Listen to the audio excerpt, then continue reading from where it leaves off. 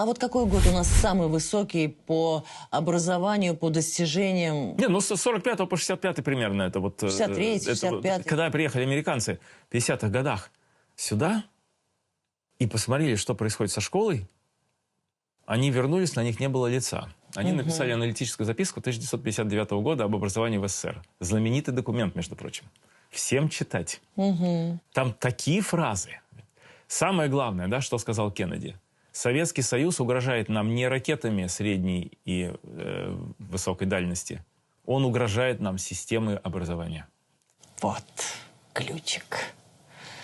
И, конечно, в 90-е годы первое, что было подвержено полному сносу, это советская система образования, на которую спустили всех собак, навесили все на свете, какая она там отсталая, архаичная и так далее.